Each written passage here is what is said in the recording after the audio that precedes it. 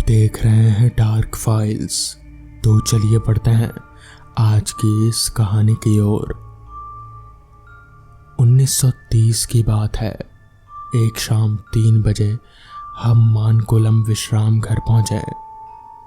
मेरे साथ जाफना केंद्र कॉलेज के मेरे अध्यापक साथी एस.जी. मान और सैमुअल जैकब थे। हमारी योजना जंगल में शिकार करने की थी। हमारे गाइड चिनैया हमें जंगल के बारे में बता रहा था। चिनैया के हिसाब से जंगल का सबसे अच्छा जगह जंगल के बीच पानी का एक छोटा तालाब था, जो कि नानकोलम से 3 मील दूर स्थित उलमादू नाम की जंगली बस्ती से लगभग 1 मील की दूरी पर था। लेकिन जब हमने वहां जाने की बात की तो चिनैया बोला, हम वहाँ नहीं जा सकते।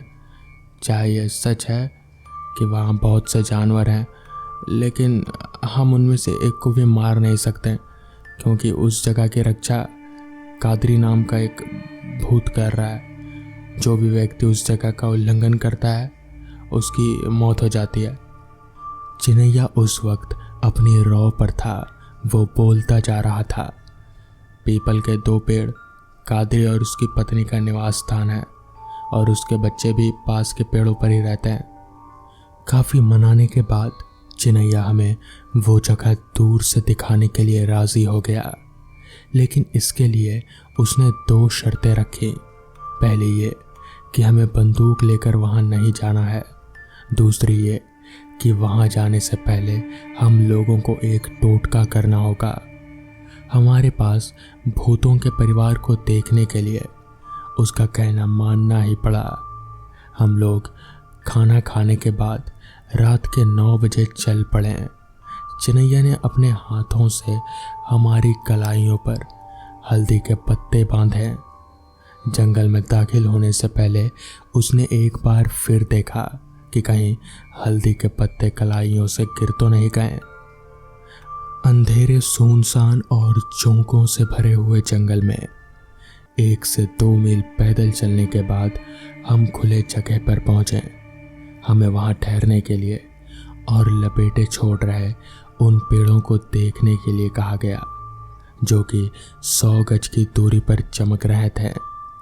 चिनैया ने जो कुछ कहा था वो बिल्कुल ठीक था। वहाँ लगभग 30 पेड़ थे, जिनके तने चिंगारियों की तरह चमक रहे थे। मैंने दूरबीन से देखा, और जो कुछ मैंने देखा वो इतना सुंदर नज़ारा था जिसको मैं ज़िंदगी भर भूल नहीं सकता। सभी पेड़ों में से 2 पेड़ इतने चमकदार थे कि बिना पत्तों वाली टहनियाँ भी साफ देखी जा सकती थी। चिनैया ने बताया कि वो ही 2 पेड़ हैं जिनके ऊपर कादरी का भूत का डेरा है। जैसे जैसे साल बीत रहे हैं उनके बच्चे और बढ़ रहे हैं। वो दिन के समय भी किसी को उन पेड़ों के पास नहीं जाने देते। मैं पास जाकर साफ और असली नज़ारा देखना चाहता था, लेकिन चिनैया और मेरे साथियों ने एक कदम आगे जाने नहीं दिया। हम वापस चल पड़े, लेकिन मन ही मन मैंने ये तय कर लिया कि मैं दिन में आकर भूतों के इन परिवार से भेंट ज़रूर करूँगा। सुबह मैं अपने साथियों के विरोध के बावजूद उस जगह पर जा पहुँचा। वहाँ 2 पुराने पेड़ थे, जिनमें से एक पूरी तरह और दूसरे का कुछ भाग सूखा हुआ था। दक्षिण की ओर बहुत से पेड़ सूखे हुए थे, लेकिन दोनों सूखे हुए पेड़ों में से पीला रंग इनमें सबसे ज़्यादा था। मैंने चाकू की सहायता से पेड़ का कुछ छिलका और लकड़ी काट ली और रेस्ट हाउस वापस आ गया। अगले दिन उस लकड़ी और छिलके को मैं जाफना कॉलेज के वनस्पति विज्ञान के प्रयोगशाला में ले गया और ये पता लगाने की कोशिश करने लगा कि आखिर इसमें ऐसा क्या है जो रात में चमकता है, मगर उसमें मुझे कुछ भी अलग नहीं मिला। खैर, उस रात में कॉलेज से घर लौटा और रोजाना की तरह रात का खाना खाकर सो गया। ठीक आधी रात को मेरी आंख खुली दरवाजे पर हो रही दस्तक से। मैं उठा, घड़ी में वक्त देखा, रात के 2:30 बज रहे थे। मुझे बड़ा आश्चर्य हुआ कि आखिर इतनी रात में कौन होगा। फिर भी मैं उठा और दरवाज़ा खोला, और जो मैंने देखा वो देखकर मेरे होश उड़ गए। मेरे सामने एक आदमी लंबी दाढ़ी और सर पर गोल मुसलमानी टोपी में एक आदमी खड़ा था। उसके शरीर से एक चमक सी निकल रही थी और उसका चेहरा बड़ा ही डरावना था। तभी उस आदमी ने कहा, तूने मेरा घर तोड़ा? ये सुनकर मैं थर थर कांपने लगा।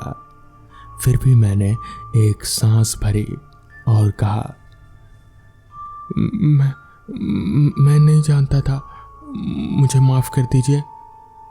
तभी वो आदमी एकदम से मेरी आंखों के सामने से ओझल हो गया। मुझे कुछ समझ नहीं आया कि आखिर यह क्या था। उस दिन के बाद से मुझे कभी फिर वो आदमी नहीं दिखा, मगर मैं भूत प्रेत पर अभी यकीन करने लगा हूँ, और शायद यही वो कादरी भी चाहता था।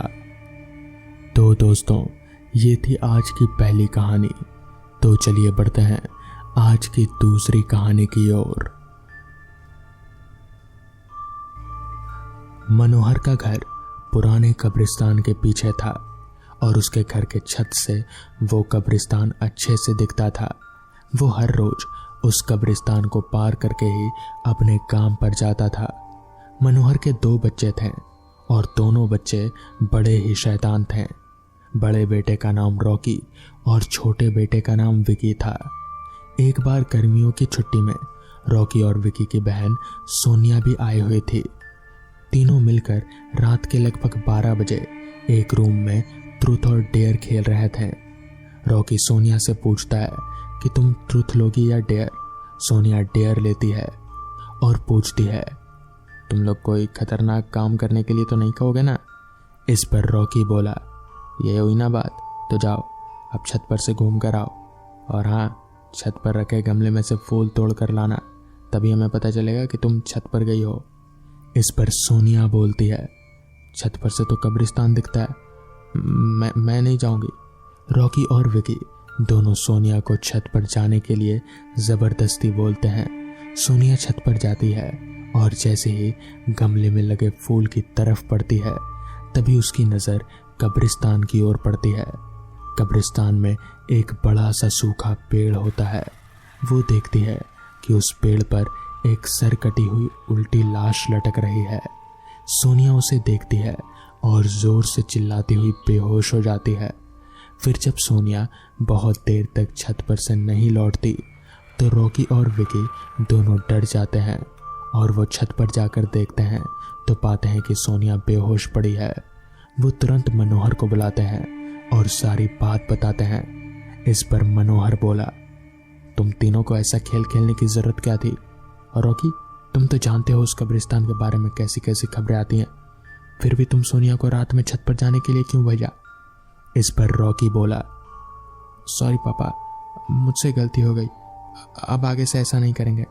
इस पर मनोहर बोला, और फिर कभी दोबारा ऐसा काम किया ना तो तुम दोनों को उसी कब्रिस्तान में छोड़ आऊंगा। अच्छा सोनिया बेटी, ये बताओ तुमने वहां ऐसा क्या देख लिया कि तुम बेहोश हो गई?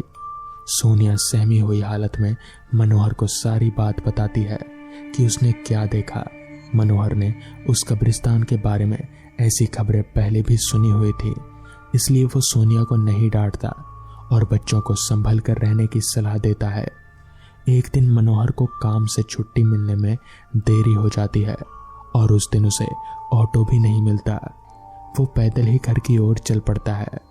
इधर विकी और रॉकी दोनों आपस में बात करते हैं। तभी रॉकी बोलता है, विकी, तुझे क्या लगता है सोनिया ने जो कहा, क्या वो सच है? मुझे तो लगता है कि वो सिर्फ बातें बना रही है, या फिर उसको भ्रम हुआ होगा। इस पर विकी बोला, अरे नहीं भाई, तूने उसकी हालत नहीं देखी? एक दिन भी और यहाँ रुकने को तैयार नहीं हुई। मुझे लगता है कि उसने सच में कुछ देखा होगा। इस पर रॉकी बोला, चलो हम कब्रिस्तान में जाकर खुद ही देख लेते हैं। इस पर विकी बोला, अरे पागल हो गए हो क्या? मुझे अपनी जान बहुत प्यारी है, मैं कहीं नहीं जाऊंगा और तुम भी मत जाओ। विकी के मना करने के बावजूद भी रॉकी नहीं मानता है और वह अकेले ही कब्रिस्तान की ओर चल देता है। कब्रिस्तान का दरवाज़ा खोलता है और अंदर चला जाता है। वो उस पेड़ की ओर भी देखता है जिस पर सोनिया ने सर कटी हुई उल्टी लाश देखी थी। रॉकी खड़े होकर उस पेड़ की ओर देखता है। तभी एक अदृश्य हाथ उसके पैरों को पकड़ लेता है। रॉकी डर जाता है और जोर से चिल्लाने लगता है। दूसरे कोने पर एक कब्र होती है जो कि खुली हुई होती है। उसके ऊपर खून लगा हुआ था और वह अदृश्य हाथ रॉकी को खींच कर लाता है और उस कब्र में ढकेलने की कोशिश करने लगता है। रॉकी चिल्लाता है। मनोहर काम से पैदल घर वापस आ रहा होता है। जैसे ही वो उस कब्रिस्तान के पास से गुजरता है उसे रॉकी की आवाज़ सुनाई देती है। ये क्या? ये तो रॉकी की आवाज़ लगती है। ये तो कब्रिस्तान से आ रही है, मुझे जाकर देखना चाहिए। मनोहर कब्रिस्तान में चारों ओर देखता है लेकिन रॉकी कहीं नहीं दिखाई देता। वो घर लौट कर आ जाता है और विकी से पूछता है कि रॉकी कहाँ है। इस पर विकी बोलता है, पापा मेरे बार बार मना करने के बावजूद भी रॉकी कब्रिस्तान में चला गया। वो जानना चाहता था कि सोनिया सच बोल रही थी या झूठ। इस पर मनोहर बोला, हमारे पास बिल्कुल भी समय नहीं है, जाओ घर के मंदिर में शंख में जो जल रहा है वो जल्दी से लेकर आओ, हमें रॉकी को खोजने कब्रिस्तान जाना पड़ेगा। विकी वो जल लेकर आता है। मनोहर विकी को कब्रिस्तान में ढूंढने लगता है। मनोहर जल छिड़कता है और फिर उसे किसी के घसीटने के निशान दिखाई देते हैं। वो समझ जाता है और फिर उस निशान का पीछा करते हुए उस कब्र तक पहुंच जाता है। मनोहर कब्र के आसपास वो जल छिड़कता है। कब्र से अजीब अजीब तरह की आवाज़ें आती है। विकी बहुत डर जाता है। तभी मनोहर बोलता है, मुझे लगता है कि श्रापित प्रेतात्माओं ने रॉकी को इस कब्र के अंदर कैद कर लिया है, हमें जल्दी उसे निकालना होगा। तुम ये पवित्र जल आसपास छिड़कते रहो और वो हमें इससे प्रेतात्माएं से कोई नुकसान नहीं होगा। मैं कब्र को खोलने की कोशिश करता हूँ। मनोहर उस कब्र को खोलने की बहुत कोशिश करता है। अंत में वो कब्र खुल जाती है। उसके अंदर रॉकी लथपथ बेहोश पड़ा होता है। मनोहर रॉकी को लेकर हॉस्पिटल जाता है। उसकी हालत बहुत गंभीर होती है। उस दिन के बाद मनोहर उस घर को छोड़कर शहर के एक दूसरे घर में अपने पूरे परिवार के साथ रहने चला जाता है। कोरोना में लॉकडाउन खुलने के बाद दो दोस्तों ने, अजय और विजय ने, घूमने का प्लान बनाया। पिछली बार लॉकडाउन की वजह से छुट्टियों में कहीं जा नहीं सके, इसलिए अब की बार लॉकडाउन खुलने के बाद उन दोनों ने घूमने का प्लान बनाया। दोनों दोस्त गाड़ी में बैठे और विजय गाड़ी ड्राइव करने लगा। धीरे धीरे शाम होने लगी और टप टप करके बारिश की कुछ बूंदें गिरने लगीं। तभी अजय बोला, वाह क्या मौसम है, आज तो मजा आ गया सच में। तभी विजय बोला, यार अंधेरा होने वाला है, चल वापस चलते हैं। नहीं यार, देख तो कितना अच्छा मौसम है, ऐसे मौसम में वापस जाना बेवकूफ़ी है। तभी विजय बोला, नहीं यार देख रात होने वाली है, चल वापस चलते हैं। अबे तू बस ड्राइव कर और इससे ज़्यादा मज़ेदार मौसम का आनंद ले। अजय विजय की बात नहीं मानता और उसको ड्राइव करने को बोलता है। तभी विजय देखता है कि उसकी गाड़ी के सामने एक औरत खड़ी है। उस औरत को बचाने के लिए विजय गाड़ी का स्टीयरिंग घुमाता है। इससे गाड़ी एक पेड़ से टकरा जाती है। दोनों दोस्त जल्दी से गाड़ी से बाहर निकलते हैं और अजय विजय से गुस्से में बोलता है, यार तुझे ढंग से गाड़ी चलानी नहीं आती क्या? देख पेड़ से ठुकवा दी। अभी सुनसान जगह पर जहाँ पर कोई गांव क्या कोई इंसान भी नहीं है, रिपेयरिंग शॉप कैसे ढूंढेंगे? तभी विजय बोला, यार इसमें मेरी क्या गलती? वो औरत अचानक मेरी गाड़ी के सामने आकर खड़ी हो गई और उसको बचाने के लिए तो गाड़ी मुझे ऐसे करना ही पड़ेगा ना। कैसी औरत? कौन सी औरत? यहाँ तो कोई औरत नहीं है। अरे कहाँ गई? अभी तो यहीं पर थी। देख तो कोई बहाना मत बना और जल्दी से रिपेयरिंग शॉप ढूंढ। मेरा विश्वास कर भाई, मैं कोई बहाना नहीं बना रहा। अजय फिर से विजय की बात नहीं मानता और रिपेयरिंग शॉप ढूंढने लग जाता है। वो एक बहुत ही सुनसान जगह थी। एक तरफ से पत्तों के गिरने की आवाज तो दूसरी तरफ हवाओं के तेज चलने की आवाज। बारिश और आंधी ने भी भयंकर रूप ले लिया था।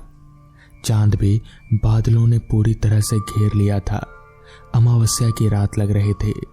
अजय आगे चल रहा था और विजय पीछे। तभी उन दोनों को दाएं तरफ की एक हल्की सी रोशनी दिखी।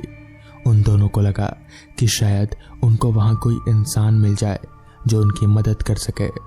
वो दोनों उस रोशनी की तरफ जा ही रहे थे कि तभी एकदम से अजय को किसी चीज से ठोकर लगी और वो नीचे गिर गया। जब उसने पीछे मुड़कर देखा तो विजय गायब था। वो तेज तेज चिल्लाने लगा, लेकिन उसकी आवाज तो सन्नाटे में बदल गई। तभी बिजली कड़कती है और हल्की सी रोशनी में अजय को दिखता है कि वहां पर विजय के कपड़े पड़े हुए हैं और वहां पर एक खून का निशान बना हुआ है जहां पर विजय को ले जाया गया था। अजय उस खून के निशान का पीछा करता है और झाड़ियों में चला जाता है। थोड़ी दूर जाने पर फिर से बिजली कड़कती है और जो बिजली से हल्की सी रोशनी आती है उससे अजय को दिखता है कि उसके पैर के पास बहुत सारा खून पड़ा है। उस खून को देखकर अजय के पसीने छूट जाते हैं और किसी अनहोनी की आशंका से वो थर थर कांपने लगता है और सोचने लगता है कि कहीं ये खून विजय का तो नहीं। अचानक ये क्या हो गया विजय के साथ। फिर धीरे धीरे उस खून के निशान को फॉलो करते हुए वो आगे बढ़ने लगता है। जैसे जैसे वो आगे बढ़ने लगता है जंगल और भी घना और डरावना होता जाता है। लगभग 2 किलोमीटर चलने के बाद खून के निशान खत्म हो जाते हैं। जहां खून के निशान खत्म होते हैं उसी के सामने अजय को एक बहुत बड़ा लोहे का गेट दिखता है। ना चाहते हुए भी वो कांपते हाथों से गेट को खोलता है और जैसे ही हाथ आगे बढ़ाता है तभी गेट अपने आप खुल जाता है। वो कांपते कांपते जैसे ही अंदर जाता है खट की आवाज आती है और गेट अपने आप ही बंद हो जाता है। अजय पूरी तरह से डर जाता है। फिर वो जैसे ही आगे बढ़ता है तभी उसको लगता है कि उसके पैर से कुछ टकराया। जैसे ही वो नीचे देखता है वो थर थर कांपने लग जाता है। उसके पैर के पास एक औरत की आधी कटी हुई लाश पड़ी थी जिसका सिर कटा हुआ था। उस लाश को देखकर अजय के पसीने छूट जाते हैं। पहले तो उसको लगा कि यह विजय की लाश है, लेकिन जब उसको पता चला कि यह औरत की लाश है तो वो समझ जाता है। फिर धीरे धीरे वो आगे बढ़ने लगता है। थोड़ी दूर जाने पर वो एक कब्र के गड्ढे में गिर जाता है। गड्ढे में गिरते ही वो देखता है कि विजय एक हाथ में फावड़ा लिए गड्ढे को भर रहा है जिसमें अजय गिरा हुआ था। तभी अजय उसको बोलता है, अरे विजय, ये क्या कर रहा है तू? लेकिन विजय उसकी एक नहीं सुनता और पूरा गड्ढा भर देता है। सिर्फ अजय का सिर ही बाहर रह जाता है और शरीर गड्ढे के अंदर। वो देखता है कि विजय हवा में उल्टा लटक कर शैतानी हंसी हंस रहा है। तभी तो काली परछाइयां आती हैं और एक परछाई विजय का पहला पैर तो दूसरी परछाई विजय का दूसरा पैर पकड़ लेती है। तभी दोनों परछाइयां विजय के दोनों पैरों को एक साथ खींचती है और विजय को बीच में से चीड़ फाड़ देती है। लेकिन ये क्या, विजय तो आधा कटकर भी शैतानी हंसी हंस रहा है। तभी अजय देखता है कि विजय का आधा कटकर फिर से हाथ में फावड़ा लिए खड़ा है और जो अजय का सर बाहर रह गया था वो उसकी तरफ बढ़ रहा था। मगर तभी अचानक से वहां पर पता नहीं एक साधु के भेष में कोई आदमी आता है और उस आदमी को देखते ही विजय पता नहीं कहां गायब हो जाता है। वो साधु अपने मन ही मन में कुछ मंत्र बड़बड़ा रहा था और जल्दी जल्दी फावड़ा लेकर अजय को कब्र से बाहर निकाल रहा था। जैसे ही अजय कब्र से बाहर निकला उस साधु ने अजय को कहा, जल्दी यहाँ से निकलो, जितना जल्दी हो सके अपनी गाड़ी में जाओ और यहाँ से निकलो।